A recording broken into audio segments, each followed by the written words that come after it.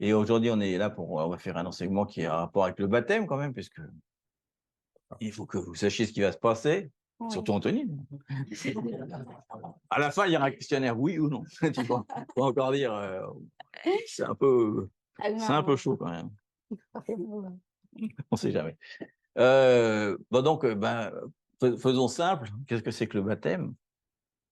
On pose la question, il y en a qui répondent, c'est ça. C'est quoi le baptême, Anthony? Oui. Pas le droit de tricher. Deuxième Anthony. Ah oui, Anthony 2. Anthony 2. Tu plonges dans l'eau, voilà, Ouais. c'est ça. Donc c'est bon, voilà, c'est tout, on peut y aller. Oui, Non, Tu ressors tes points. voilà, Ouais. c'est ça. La Très piscine, bien. ce qui est du chlore dans la piscine, de toute façon. Donc, alors, définition, on va quand même, faut quand même des fois faut commencer par le premier. Hein. Le baptême, ça veut dire, déjà, c'est un mot grec. C'est un mot grec. Hein. Et ça veut dire plonger dans ou être couvert par avec un liquide. Donc, faut plonger et ressortir, quoi. C'est très bien. On va essayer de s'en sortir. Donc, en fait, ça veut dire plonger dans et hors de l'eau, quoi. C'est une espèce de mouvement comme ça. Alors, c'est marrant parce que c'est un terme grec déjà, donc on se dit, mais alors, pourquoi c'est pas en hébreu? Est-ce que ça n'existait pas avant? C'est la question. Est-ce que c'est que Jésus qui baptise? C'est la question. Et alors, je vais y répondre tout de suite d'ailleurs. Et donc, ça vient aussi. Alors, l'origine du mot baptême, donc le mot exact, c'est bautizo, ça veut dire submerger, c'est-à-dire être complètement humide. Donc, à la limite, on va dire si je vais dehors, que je me mets sous la pluie, peut-être que je suis complètement humide, ça marche. Mais alors, c'est encore pas vrai parce que le baptizo lui-même vient d'un autre mot qui est bapto. Donc, ça, c'est bien parce qu'on est vraiment à l'origine du mot. Donc là, ça veut dire vraiment, ça veut dire tremper ou immerger. Donc, on voit que si on est dehors, ça marche pas. On est trempé, mais on n'est pas immergé. Et enfin, exactement, le mot exact d'origine, c'était tremper un tissu pour le mettre dans la teinture. C'est exactement ce que ça veut dire. En fait, c'était pour tremper un truc dont il y avait de la peinture, on mettait un tissu blanc, il ressortait rouge, quoi. Oh, oui. C'est pas pour rien que je dis ça, hein, blanc et rouge. Donc, on voit que ça exprime à la fois, je vais dire quand même, c'est plus simple, un changement et en même temps une transition. Parce qu'il y a une transition, tu rentres et après tu es changé, quoi. Donc, c'est-à-dire que si tu mets un manteau blanc en rouge, tu le trempes dedans, il était blanc, il ressort rouge, mais ça reste un manteau quand même. Ça n'a pas changé. Il y a juste un changement d'état, quoi. Donc, c'est vraiment ce que ça veut dire, quoi. Ça symbolise que c'est un symbole. Ça symbolise donc mettre dans un liquide pour avoir un changement. C'est-à-dire que quand tu ressors, tu es censé plus être pareil. Mais pourtant, Anthony, c'est le même, il va ressortir les deux. Le polignan, quand il va ressortir, il va être pareil, mais il va être plus de la même couleur. C'est ça qu'on veut dire. Donc, on sait, enfin, je pense que tout le monde le sait, même ceux qui sont pas forcément. Je pense que le monde entier le sait, ce que c'est qu'un baptême. Je dis oui, c'est une cérémonie chrétienne qui est faite, voilà, pour symboliser quelque chose. Enfin, c'est pas toujours clair ce que ça veut dire, mais on pourrait dire donc ce que j'ai dit tout à l'heure. Est-ce que ça veut dire que ça n'existait pas avant le baptême? Est-ce que c'est juste Jésus qui dit tiens maintenant je vais faire un nouveau truc? Alors certainement pas déjà parce que quand Jésus vient sur terre, il vient pas faire une nouvelle religion. Il est juif. 100% juif jusqu'à sa mort d'ailleurs. Donc il vient pas faire une nouvelle religion, il a dû être très surpris quand des années après sa mort, il y avait une religion à apparaître. Il venait juste améliorer la religion juive pour leur enseigner quelque chose d'autre par rapport à leur loi, quoi. Un peu faire un changement. Donc c'est juste ce qu'il vient faire. Donc en fait, s'il fait le baptême, il sait qu'il veut dire quelque chose. Donc les juifs doivent comprendre ce que ça veut dire le baptême. Donc en fait, le baptême, il existe. Il y a plusieurs baptêmes. Là, on parle du baptême donc de l'Église aujourd'hui, l'Ecclésia. Mais il y a un baptême déjà qui existe de la terre, c'est le déluge. Hein, il y a déjà le déluge. Donc, Dieu dit que la terre est mauvaise et remplie de démons. Alors, quand je dis littéralement, elle est remplie de démons. Hein, il ne dit pas qu'elle est remplie de gens mauvais. Elle est remplie de démons, quoi, d'un seul coup. Il y a des choses qui se sont passées sur la terre sur lesquelles on ne viendra pas. Donc, il dit non, c'est pas possible. Je n'ai pas d'autre solution que de détruire tout le monde. C'est pas possible de faire autrement parce que s'il y en a un seul qui échappe, il va se reproduire. Donc, il décide de détruire toute l'humanité, sauf une famille de 8 personnes. Qui ont accepté de rentrer. Qui ont accepté à ça. Donc, parce que sinon, il aurait tué toute l'humanité. Comment ça serait embêtant. C'est la fin de sa création. C'est pas ce qu'il voulait, quoi. Non, mais il dit quand même à la fin que c'est la dernière fois qu'il fait ça, malgré tout. Et qu'il donnera un signe dans le ciel, comme l'arc-en-ciel, pour dire j'ai un nouveau pacte avec vous, je ne le ferai plus jamais. Mais là, il fallait vraiment. C'était trop difficile. Donc, il y a déjà un premier déluge. Donc, quelque chose est rentré dans l'eau. On est ressorti de l'eau, le bateau est ressorti de l'eau et tous les démons étaient morts. C'est ce que ça symbolise le baptême, hein, en gros. Et lui, il a laissé sur le ciel pour représenter l'arc-en-ciel. Pour qu'on se rappelle. pour nous rappeler vraiment qu'il a fait un pacte avec la terre. Donc, chaque fois qu'on va voir l'arc-en-ciel, il dit, Dieu a fait un pacte avec la terre. Ils vont peut-être arriver là. Bah oui. On va avoir un arc-en-ciel, Voilà. c'est bon, d'accord. Parce que pour Génial. nous rappeler justement qu'il nous aime tellement, qu'il vraiment il continue. Et c'est par amour qu'il a fait, parce que si on était avec les démons qui avaient les poches, je te garantis, c'était pas très sympa les démons de l'époque. C'était des géants, c'était des... On a eu Goliath, hein, c'est un truc qui a échappé.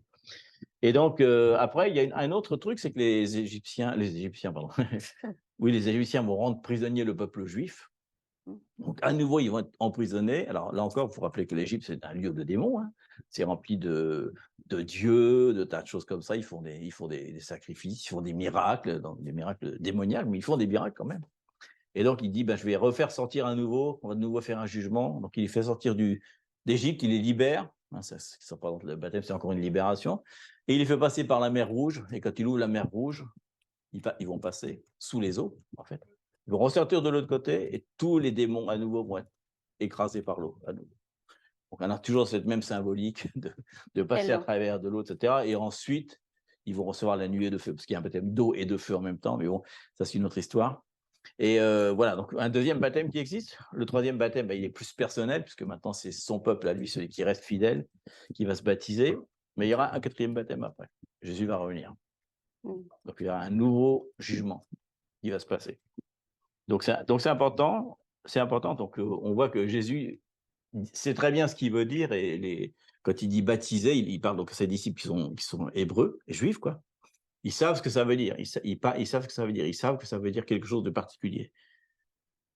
Nous, on l'a peut-être pas forcément maintenant, quand on se baptise, on n'a peut-être pas forcément cette sensation de savoir que d'un seul coup, c'est qu'on va, il y a comment dire. Bon, oui, je reviens après, parce qu'on va voir pourquoi j'ai parlé des démons, des choses mauvaises, voilà. Mais voilà, l'ordonnance de Jésus, on va aller à la parole quand même. L'ordonnance de Jésus, juste avant qu'il soit enlevé, hein, c'est la dernière chose qu'il fait, c'est un commandement. Donc, je ne sais pas si, pour ça veut peut-être rien dire, mais Jésus a donné plein de commandements, comme aimer son voisin, aimer les autres comme soi-même, et d'aimer Dieu aussi. Et il y a un autre commandement qu'il donne ici. C'est une ordonnance, c'est quelque chose que l'on doit obéir, quoi. Donc, si on fait partie des disciples de Christ, on doit obéir à ce commandement-là, à un moment dans sa vie en tout cas. C'est Matthieu 28, 19. On connaît presque par cœur. Donc, il dit ça et juste après, il est enlevé au ciel. Donc, il dit, allez, faites de toutes les nations des disciples, les baptisant au nom du Père, du Fils et du Saint-Esprit. Enseignez-leur à observer tout ce que je vous ai prescrit. Et après, il y a une promesse pour ceux qui font ça. Et voici, je suis avec vous tous les jours jusqu'à la fin du monde. Il y a une promesse par rapport à ça. Donc, ce qu'on va faire aujourd'hui, c'est très bon, parce que pour nous, c'est génial. Il y a une promesse qui va être avec nous jusqu'à la fin du monde, et on va le faire. Donc il leur dit bien ça. Donc, il donne un ordre quand même, un ordre, pas un ordre, pas un commandement, je dirais un ordre logique. C'est-à-dire qu'on ne peut pas baptiser quelqu'un avant qu'il ait été disciple, quoi. C'est-à-dire avant qu'il ait disciple. Alors, je ne dis pas qu'il va faire une école biblique, hein, mais avant qu'il connaisse, quoi. Être disciple, ça commence par un premier pas. On va le voir justement après. Hein. Ils reconnaissent, ils entendent la parole, ils sont d'accord avec la parole, ils confessent avec leur bouche qu'ils sont d'accord avec cette parole-là. C'est le chemin logique. Et ce que j'ai dit. Oui, donc du coup, ils rentrent un petit peu dans ce qu'on appelle nous le salut, quoi, d'un seul coup, puisqu'ils ont accepté Jésus dans leur cœur. C'est une promesse que si tu acceptes, alors tu es sauvé. Hein, peut-être je lis peut-être tout à l'heure. Je vais faire dans l'ordre. Je vais faire dans l'ordre, c'est pas grave. On va y revenir. Mais il y a un ordre logique. On peut pas prendre quelqu'un dans la rue, tiens, hop, je te baptise, il n'a même pas confessé Jésus. Alors tu peux le faire, mais ça va pas apporter de fruit du tout, parce que finalement il sera pas sauvé, donc à la fin il sera jugé comme les autres. Quoi. Donc il y a quelque chose de particulier. Donc il dit de faire déjà des disciples, et ensuite une fois qu'ils reconnaissent Jésus, il y a un autre passage où il dit qu'il faut faire un changement déjà dans sa tête. Donc ça s'appelle la repentance. Alors c'était très galvaudé, donc on peut penser que repentance c'est se flageller, dire ouais non. C'est repentance, ça veut dire métanoïa, c'est-à-dire juste changer d'idée d'un seul coup. Ouais, j'ai envie de changer ma vie, j'ai envie de suivre un autre chemin. Ça veut dire exactement faire un demi-tour. C'est pas faire un changement, je vais prendre un petit truc, je vais juste arrêter ça. Non, c'est-à-dire que tu fais demi-tour dans ta vie. J'arrête tout ce que j'ai fait jusqu'à maintenant. Je veux faire quelque chose d'autre, quoi. Donc c'est important. Et ensuite seulement par rapport à ça, une fois que tu as confessé Jésus et que tu as dit ok, je suis prêt à changer, alors on peut te baptiser, c'est-à-dire te mettre dans l'eau et tu ressors une nouvelle créature, une autre couleur, quoi. Est-ce que c'est important de voir que Jésus, c'est le chemin et la vérité? Ça veut dire que c'est lui qu'on confesse que Jésus est notre Seigneur, que Jésus a pris le prix, qu'il est mort et ressuscité. On croit ça, on confesse, on confesse. Après, on peut baptiser parce que je suis d'accord. C'est comme si on achète une maison, on est propriétaire de cette maison, mais on n'a pas l'acte l'écriture notariale, quoi. Notariale, on peut dire comme ça. Donc, une fois qu'on l'a, il y a quelque chose qui dit « je suis vraiment propriétaire ». Les baptêmes, c'est un peu les simples dessins. C'est-à-dire que je confesse publiquement que sa maison, ou que ma maison appartient à lui. C'est ça ce qu'on fait vraiment. Et confesser, c'est-à-dire par la foi. C'est pas, pas une formule magique, abracadabra, non. C'est vraiment, tu reconnais, si tu le déclares, c'est que tu y crois vraiment. Mais on n'est pas là pour juger si la personne croit ou pas, c'est son problème. Parce que si un jour, si elle a confessé sans croire, ben, c'est malheureusement pour elle, Dieu voit le cœur, il ne voit pas les paroles, il sait très bien si on ment ou pas. Donc il y a beaucoup de gens qui disent, je vais confesser Jésus, comme ça je suis sauvé, puis je suis tranquille, quoi. Mais c'est pas ça, c'est pas ça du tout. Et surtout qu'on parle d'un processus. Et le processus vient justement de ça. Il y a un processus de connaissance, de s'approcher à lui, parce que c'est lui. C'est pas pour notre propre force, c'est pas pour notre propre œuvre. On peut faire plein d'œuvres, mais finalement, c'est ça le salut. Le salut, c'est une personne. Le salut, c'est une personne, c'est Jésus. Jésus, c'est la personne qui nous amène avec lui, avec son amour et miséricorde, que c'est suffisant et c'est pour tous les jours. C'est pour ça que ce qu'on va dire justement, le message principal, c'est pas qu'est-ce que le baptême, c'est qui est le baptême. Tout ça, ça parle que de Jésus, ça parle que de ça, quoi. Donc, il y a deux paroles, je vais vous les dire ensuite, parce que ça va nous amener dans un autre endroit. C'est Marc 1,8 et Matthieu 3,11. Les deux parlent de Jean-Baptiste, donc, qui était un Essénien, donc un juif traditionnaliste, qui lui amenait le peuple à la repentance. Donc, il disait à son peuple, vous avez adoré vous avez fait de l'idolâtrie, vous avez même sacrifié vos enfants à des dieux étrangers. Donc, il leur demande de se repentir. Donc, voilà, donc il commence par ça et lui, il dit, parce qu'il est celui qui va baptiser Jésus après, il dit, moi, je vous ai baptisé d'eau. Donc, c'est le fameux, ce qu'on a dit tout à l'heure par rapport à l'eau. Hein. Mais lui, il vous baptisera du Saint-Esprit. Voilà, la deuxième chose du baptême, c'est qu'on va parler du Saint-Esprit à ce moment-là. Et dans Matthieu 3,11, il dit, moi, je vous baptise d'eau pour vous amener à la repentance. Et celui qui vient après moi est plus puissant que moi, et je ne suis pas digne de porter ses souliers. Lui, il vous baptisera de Saint-Esprit et de feu. Voilà. Donc ça, c'est important, parce qu'il y a le changement se passe à travers le Saint-Esprit qui va rentrer dans la personne qui se baptise. Donc c'est intéressant, parce que justement, et c'est le troisième thème. On va un petit peu vite, j'espère que ça va quand même.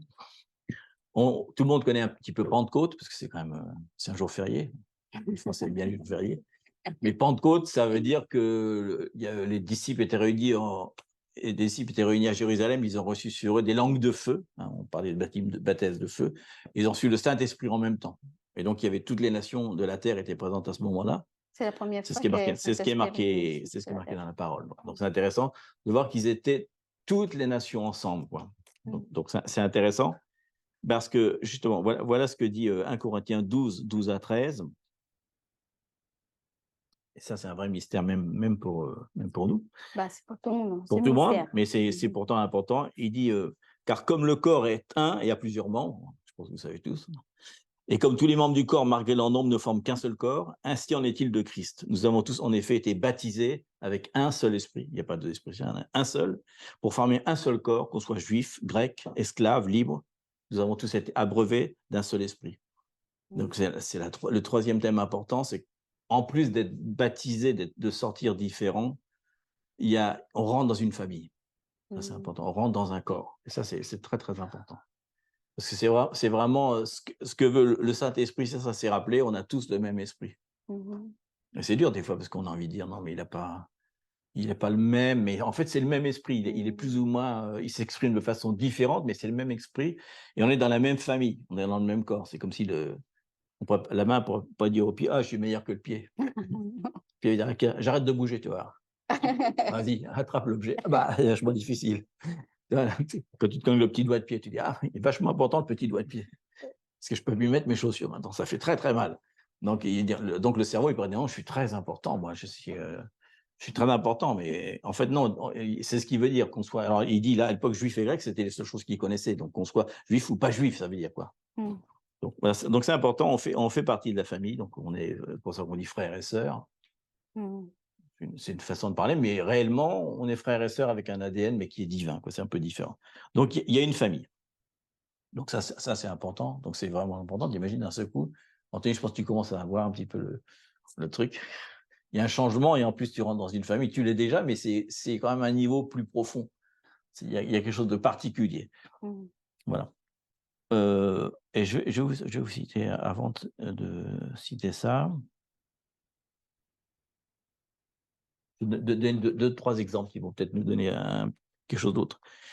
Donc, ce qu'on a dit d'ailleurs, premièrement, on reçoit la parole, on écoute la parole, on déclare qu'on est d'accord avec cette parole-là, et sur ce témoignage-là, alors on peut être baptisé. Donc, on a deux exemples. Par exemple, Acte 2, 41. Alors, peut-être pour faire une espèce de... Pour mettre la parole dans le contexte. C'est un moment où... c'est juste après Pentecôte, hein, c'est vraiment juste après Pentecôte. Ils viennent de recevoir les langues de feu. Donc, toutes les nations qui sont présentes, les 17 nations, il y a les Arabes, il y a toutes les nations du monde, vraiment, à l'époque en tout cas. 17 nations. Ouais, ils ont 17 nations, ouais. Et donc, ils entendent tous parler de l'Évangile, mais dans leur propre langue. Donc, ils sont surpris, ils disent comment c'est possible. Tous les apôtres se mettent à parler dans une langue qu'ils ne connaissent pas eux-mêmes, puis ils commencent à partager la parole de Dieu dans toutes les langues, quoi. Donc, ils sont extrêmement surpris. Ils disent, mais ils sont sous, hein, parce qu'ils sont comme ivres par la puissance qui est sur eux. Et du coup, Pierre va dire, mais non, c'est juste qu'ils ont reçu le Saint-Esprit sur eux, et il va faire un long discours où il va dire aux Juifs qui sont présents et à tous ceux qui sont présents, mais dans leur langue, c'est surprenant, il va leur expliquer qui était Jésus, pourquoi il est venu et pourquoi les Juifs l'ont crucifié, etc. Et donc, il dit ça aux Juifs, t'imagines un peu le choc. Et donc, là, c'est tellement convaincant, forcément, il y a l'esprit qui est là, il y a un mouvement, ils sont tous dans la repentance, ils disent, mais qu'est-ce qu'on doit faire? Mince, on a péché, on a fait un truc terrible, quoi. Et donc, il leur dire, et va leur dire, acceptez ce que je viens de dire et soyez baptisés. Donc, c'est ce qu'il fait. Donc, il dit, ceux qui acceptèrent sa parole furent baptisés. Et en ce jour-là, Acte 2, 41, ceux qui acceptèrent la parole de Pierre, qui témoignait de ça, furent baptisés. Et en ce jour-là, le nombre des disciples s'augmenta de 3000 personnes. Donc, il a baptisé 3000 personnes d'un seul coup, quoi. Donc, c'est pour dire la puissance, mais on voit bien toujours la chose, qu'ils ont écouté la parole, ils se sont repentis, et ensuite, ils ont pu être baptisés. On a ça dans Acte 16, 14 aussi. 16, 14 et 15 d'ailleurs. Donc, les apôtres sont ils vont quand même faire toutes les villes qu'il y a par ici. Et ils vont arriver dans une ville où il dit dans une maison. Il dit une d'elles, nommée Lydie, donc là, marchande de pourpre de la ville de Thyatire, était une femme qui craignait Dieu et elle écoutait. Donc, elle écoutait ce que les apôtres disaient. Et le Seigneur lui ouvrit le cœur pour qu'elle fût attentive à ce que disait Paul. Parce que forcément, c'est quand même, il faut savoir que ce qu'ils prêchent là, c'est vraiment à l'opposé de la religion juive. Pour eux, c'est un choc, quoi. C'est un peu comme si nous, on changeait notre culture à 100% d'un seul coup. Donc, quand elle entend ça, ça pourrait... Mais Paul n'a pas peur. Il annonce en sachant qu'il craint pour sa vie en faisant ça. Mais il annonce ça, et donc le Seigneur va lui ouvrir le cœur pour qu'elle fût attentive à ce que disait Paul. Et donc, après, elle va être baptisée. Et lorsqu'elle lui était baptisée avec sa famille, elle fait une demande. Si vous me jugez fidèle au Seigneur, entrez dans ma maison et demeurez ici. Mais on voit que d'un seul coup, elle est baptisée et toute sa famille en même temps. Donc ça peut paraître surprenant, mais le baptême, c'est un peu ça. C'est pas tout un truc qui peut durer 5 ans. On peut très bien avoir quelqu'un, et il y a plein d'autres exemples, hein, mais on peut avoir quelqu'un qui d'un seul coup vient, on lui partage la parole. Il accepte Jésus, il pourrait dire, mais comme il se passe dans le désert, il dit, mais pourquoi je ne peux pas être baptisé maintenant? Est-ce qu'il faut lui enseigner toute la parole de Dieu? Non. Sur cette confession, ça suffit, parce qu'en fait, c'est juste un changement symbolique de transition. Et après, c'est reconnaître. Voilà. Donc, c'est pour dire, dans la parole, c'est toujours comme ça. Donc, on pourrait très bien avoir 3000 personnes qui arrivent, là, et on va les baptiser tout à l'heure, la piscine va monter de niveau. Et d'ailleurs, on se demande comment ça a dû prendre du temps, 3000 personnes, ça ne va pas être facile. Hein. Alors, on va continuer maintenant. Hein, parce que maintenant, c'est comment se fait le changement, c'est intéressant quand même. Parce qu'en fait, ça veut dire qu'il y a C'est pour ça qu'on laisse la personne un petit peu longtemps dans l'eau, peut-être. Il faut le sortir juste avant, parce qu'il est censé être mort, théoriquement. C'est ce que dit la parole. La parole dit ça. Elle dit, en fait, symboliquement, on fait comme Jésus. Quand on meurt à quelque chose à la croix, je vais en parler un petit peu à la fin de ça. Mais on meurt à quelque chose, mais lui, il meurt réellement. Ensuite, on va sous la terre, donc là, c'est sous l'eau. Pardon. Je vais toucher. Et ensuite, on ressort de l'eau, donc on est ressuscité. On ne va pas te laisser 3 jours, c'était trop long. Lui, il restait 3 jours. Hein. Mais on voit que ce qu'il fait pendant 3 jours, pour ça c'est un aparté, il va tuer tous les démons, il va faire plein de choses sous la terre. Hein. Il va Et annoncer, la terre et aussi annoncer l'évangile à ceux qui étaient morts pendant le déluge et qui n'avaient pas eu le temps d'entendre la parole, et qui étaient quand même bons à cette époque-là. Donc il va faire tout un truc sous la terre, mais on voit qu'il y a une mort, quoi. Donc c'est ça. Donc il est dit dans Romains 6, 11. Romains 6, 11 est marqué ainsi, vous-même, regardez-vous comme morts au péché et comme vivants pour Dieu en Jésus-Christ. Voilà, donc on meurt à une nature pécheresse, qui est la nature humaine en général. Hein. On sait par expérience, parce que même quand on est baptisé, il y a encore un truc qui reste quand même, on a toujours envie de faire des choses qui ne sont pas forcément bien, et on le sait, mais c'est dans la nature humaine de vouloir, hein, et c'est difficile de lutter contre ça. C'est pour ça que le baptême est très intéressant. Donc il dit que symboliquement, on va le dire, on va mourir avec Christ et on va renaître avec lui. Quoi. Donc on va mourir, l'ancien homme va mourir et on va être un exemple de Christ en nous. On va être son ombre, son image. Merci. Donc ce que dit la parole Romains 6, 4, merci. Je vais m'étouffer. Donc ce que dit Romains 6, 4, Paul dit ça, il dit, nous avons donc été ensevelis avec lui par le baptême en sa mort, afin que comme Christ est ressuscité des morts par la gloire du Père, de même nous aussi nous marchions en nouveauté de vie. C'est toutes les paroles qui disent ça. Et dans Éphésiens 2, 1, 5, très intéressant encore, il dit « Vous étiez morts par vos offenses et par vos péchés ». Il veut dire mort spirituellement. C'est-à-dire que s'il y avait un nouveau déluge, on serait emporté avec le déluge pareil. Dans lequel vous marchiez autrefois selon le train de ce monde, selon le prince de la puissance de l'air, et de l'esprit qui agit maintenant dans les fils de la rébellion, qui parle de Satan. Hein. Le prince de la puissance de l'air, nous tous aussi, avant, nous étions de leur nombre et nous vivions selon les convoitises de notre chair, accomplissant les volontés de la chair et de nos pensées, et nous étions par nature des enfants de colère et de rébellion, comme les autres. Mais Dieu, il parle du baptême là, mais Dieu qui est riche en miséricorde, à cause du grand amour dont il nous a aimés, nous qui étions morts par nos offenses, nous a rendus à la vie avec Christ. Voilà. C'est par grâce qu'on est C'est par grâce qu'on est sauvé, voilà. Donc, il veut dire que nous étions morts spirituellement, on ne vivait que par le corps, il y a corps, âme et esprit, hein. On vivait par nos émotions, notre corps, et d'un seul coup, il dit qu'on va vivre par l'esprit. Donc, c'est-à-dire qu'on va. Donc, on l'a dit, c'est une transition, c'est un processus. Donc, à partir du moment où on est baptisé et qu'on décide de marcher en étant l'ombre de Jésus, enfin, voilà, qui vit en nous, d'un seul coup, on va faire en sorte que ce soit l'esprit qui domine, non seulement sur notre chair, mais qui domine aussi sur notre âme, quoi. Qu'à la fin, finalement, au bout de je ne sais pas combien de temps, peut-être au bout de 2 ans, au bout de 50 ans, je ne sais pas, d'un seul coup, l'âme va être tellement semblable à l'esprit qu'on va agir toujours selon l'esprit, plus selon l'âme, on n'aura plus besoin de lutter contre nos émotions qui, comme il disait, rebelles, colère, d'un seul coup, on se met en colère pour n'importe quoi, d'un seul coup, on est tellement, j'allais dire... Avec la paix. Oui, ça nous amène la paix, l'amour, la joie, tous les fruits de l'esprit, c'est ce qu'on reçoit, on reçoit plein de fruits, la patience, la gentillesse, etc. Donc, on les a déjà en nous, on les reçoit au moment du baptême. Super, tu reçois plein de trucs aujourd'hui. Et à ce moment-là, il n'y a plus à attendre qu'ils se développent, mais ils sont déjà là. On ne peut pas dire, Seigneur, donne-moi la patience. La patience est déjà en toi, mais par contre, je peux te la faire, je peux éprouver ta patience. Je peux te mettre des trucs qui vont te faire tellement patienter que tu vas être très content. Mais voilà, on va développer ces fruits-là. Mais l'amour, c'est pareil. Je voudrais bien avoir plus d'amour, c'est le fruit de l'esprit qu'on aime tous. C'est le fruit de l'esprit, hein, c'est le numéro 1. Il va dire, OK, je vais te mettre que des gens qui sont terribles avec toi. Des mauvais patrons, que des gens mauvais. On va voir si tu les aimes vraiment. Parce qu'il dit qu'il faut aimer ses ennemis. donc, en fait, mais c'est ça. Puisqu'on est en nouveauté de vie, on va pouvoir non plus dire ma réaction n'est pas de la chair, mais qu'est-ce que dit l'esprit là-dessus? Tu peux prier à l'Esprit Saint, mais tu peux aussi lire la parole, il te dit ah là, dans telle circonstance, tu fais ça, etc. Dans la Bible, tout est écrit. Hein, donc, il y a tout un modèle de vie où tu expliques comment être patient, comment aimer, comment être bon, comment être. Voilà. Et c'est tellement fort que les gens autour de toi voient une différence flagrante, c'est évident, et c'est ce qu'on voudrait. C'est que tous les gens qui sont baptisés, ils sortent là, il y a vraiment une grosse différence, mais on l'a dit, c'est un processus. Mais je peux dire par mon expérience personnelle que quand je me suis baptisé, ma famille était super surprise. Hein, parce que moi, j'étais à l'extrême. Donc, je me suis dit, il y a un changement qui est tellement radical que les gens ne croyaient pas que c'était moi. Mes enfants ne me reconnaissaient pas. Ils disaient, mais c'est pas possible. J'ai plus le même père, il a changé complètement. Et ça s'est amélioré encore plus par la parce suite. que tu étais quoi? Tu peux partager ça? Oui, parce que j'étais de l'autre côté, quoi. Agnostique. Hein, oui, j'étais agnostique, anarchiste, enfin, tout ce qu'on veut. Mais moi, c'est pas que je dis pas que Dieu n'existe pas, je détestais Dieu. Je voulais juste tuer les chrétiens, c'est tout ce qui m'intéressait. Donc forcément, le changement était tellement radical qu'ils se sont dit, mais attends, qu'est-ce qui s'est passé? Pourquoi d'un seul coup tu es gentil? Pourquoi tu pardonnes? Pourquoi tu... Heureusement, elle est gentille. Ouais, j'étais là. Mais même mon travail, moi je suis dentiste dans le travail, il y a eu un changement tellement radical que je ne me reconnaissais pas. Moi qui aimais mon travail, là je ne l'ai plus aimé, je dis oui, je travaille vraiment pour le Seigneur, donc c'était différent, il y a eu un changement radical.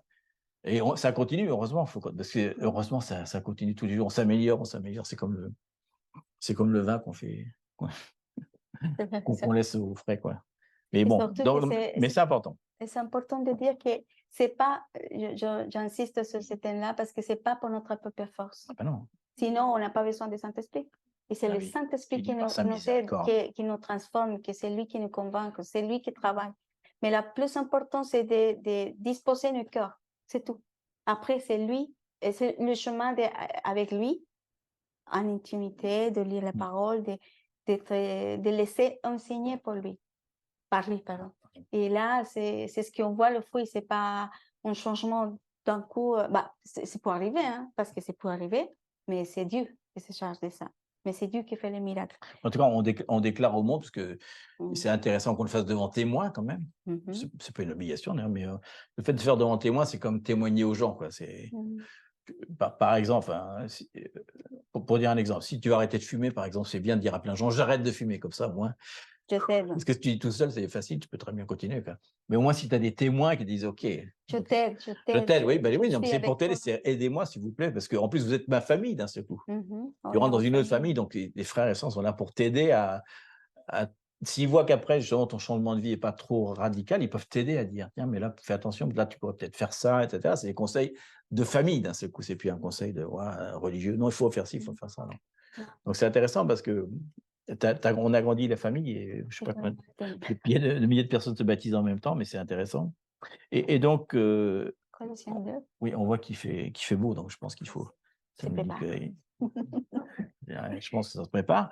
Et donc, la dernière chose que je voulais dire par rapport à ça, parce qu'on a parlé tout à l'heure que le déluge, que la mer Rouge et les pleins de démons étaient enfouis.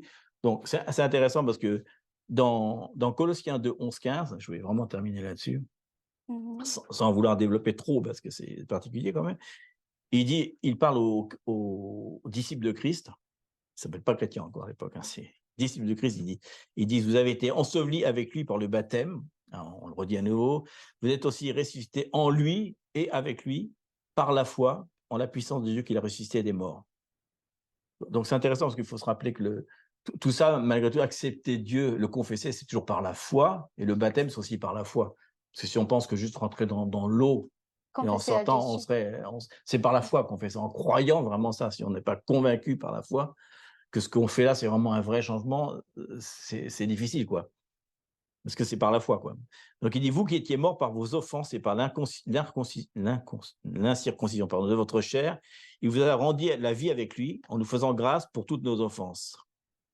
Et c'est intéressant, il dit, il a effacé l'acte dont les ordonnances nous condamnaient qui subsistaient contre nous, il l'a détruit en le clouant à la croix, il a dépouillé les dominations, les autorités, il a livré publiquement au spectacle en triomphant d'elle par la croix. Donc, peut-être faut dire, quand il dit qu'il a dépouillé les dominations, les autorités, il dit, j'ai dépouillé tous les démons qui sont encore dans le monde maintenant. Il n'y en a pas qui est démons dans le monde encore. Hein. Tout ce qui est mauvais, il l'a pris à la croix, il les a cloués avec lui. Il dit que c'était l'acte d'une ordonnance, c'est-à-dire qu'on avait une condamnation qui était écrite comme un acte de notarial. Quoi. Lui, il est coupable parce qu'il a fait ça. Il a pris l'acte, il le déchire à la croix. Aucun démon n'a plus influence sur nous. On ne peut plus du tout être en contact avec eux. Et il les a en plus ridiculisés. C'est comme s'il les avait déguisés en clowns, il les fait défiler dans la rue. Donc, c'est exactement la même chose. Quand on est dans le baptême, d'un seul coup, on est d'accord avec Jésus. On est d'accord avec Jésus là-dessus. C'est-à-dire qu'il y a une déclaration publique que tu changes d'armée, si on pourrait dire. Tu changes d'endroit, quoi. Tout ce qui était dans ce monde-là, des ténèbres, et des démons, tu lui renonces pour entrer, il le dit après, dans la lumière, dans le Saint-Esprit, etc. Donc, il y a vraiment une déclaration publique où tu dis, et les dominations et tout ça qui sont encore sur la terre l'entendent, ils sont au courant. Quand tu vas faire ça, ils vont dire, oula, maintenant il a changé de camp. C'est pour ça que des fois, quand on est baptisé, après, c'est là que ça commence à être... il faut bien lutter parce que maintenant, tu es connu. Ton nom est connu maintenant. Ton nom est écrit sur les cieux, ça c'est génial. Mais en plus, il est connu sur la terre. Maintenant, quand tu lèves le matin, tu mets les pieds, le démon, ah, il y a encore Anthony qui se lève dessus. Qu'est-ce qu'il va me faire? Qu'est-ce qu'il va me faire? Mais c'est vrai, c'est exactement ça. Théoriquement, ça doit être ça. Si quand on se lève, il dit, oh, bon, il ne fait rien. Mais si d'un seul coup, on fait une déclaration au monde, et là, c'est bien parce qu'il y a publiquement, il y a des amis, il y a la famille, tout ça. Donc, ça veut dire que tu déclares au monde quelque chose de particulier, et même si ça peut paraître des fois bizarre pour des personnes, spirituellement, ce que tu déclares a une efficacité sur la terre, dans le physique, quoi, dans la réalité, quoi. C'est pas un truc que symbolique. Même si tout est symbolique, etc., il y a quelque chose qui va se passer dans ta vie, quelque chose qui va se passer dans ta vie vraiment, dans ton comportement, dans tout, quoi. Elle parlait du cœur tout à l'heure, Liliana, mais c'est vrai que parce que le cœur, pour nous, on pense que le cœur, c'est le sang, mais pas du tout. Le cœur, dans l'écriture, même pour les juifs, c'est le centre des pensées, le centre des émotions, le centre de nos décisions aussi. Et c'est ce que la science dit aussi, puisqu'il y a des cellules nerveuses dans le cerveau, il y en a beaucoup. Il y en a plein dans le cœur, il y en a plein dans les intestins, qui est le centre de la volonté. Donc, on sait que c'est réel, quoi, et vraiment, si on pense différemment, on agit différemment. Nos décisions sont différentes. Donc, nous, on se réjouit. Parce que Anthony, ça fait un petit moment qu'on le suit.